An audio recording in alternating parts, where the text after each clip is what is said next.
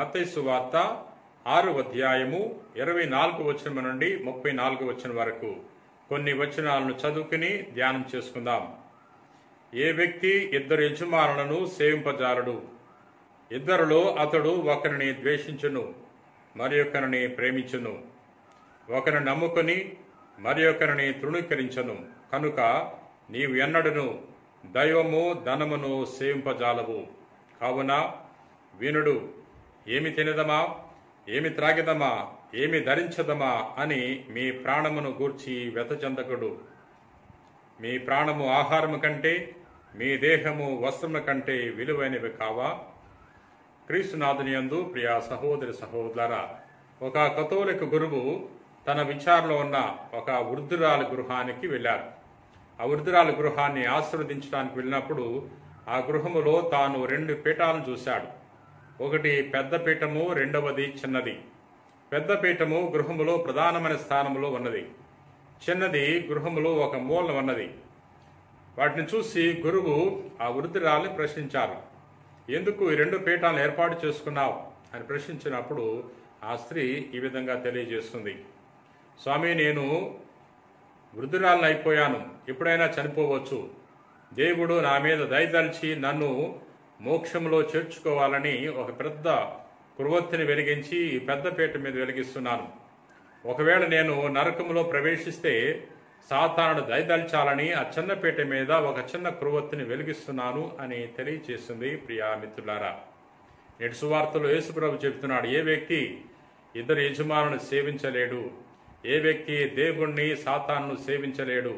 ఏ వ్యక్తి దేవుణ్ణి ధనాన్ని సేవించలేడు. ప్రియా మిత్రులారా, మన దేవుని మాత్రమే ఆరాధించాలి. ఎందుకంటే దేవుడు 10 ఆజ్ఞల్లో తెలియజేస్తున్నాడు, నీ దేవుని మాత్రమే ఆరాధించని తెలియజేస్తున్నాడు. మనం ఏ వ్యక్తిని ఆరాధించకూడదు, ఏ శక్తిని ఆరాధించకూడదు, ధనాన్ని ఆరాధించకూడదు. అందుకనే ప్రభు సువార్తలో ఈ విధంగా తెలియజేస్తున్నాడు, నీ దేవుడైన ప్రభువును నీ పూర్ణ హృదయముతో, నీ పూర్ణ ఆత్మతో, నీ పూర్ణ మనస్సుతో, నీ పూర్ణ శక్తితో ప్రేమించు.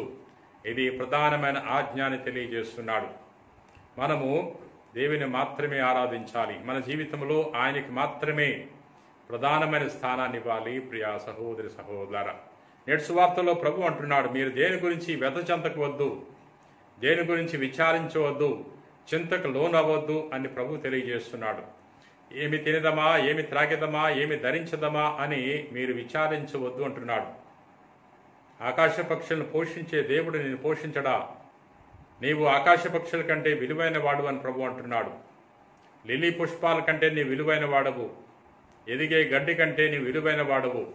అందుచేత నీవు చింతకు లోనవ్వద్దు.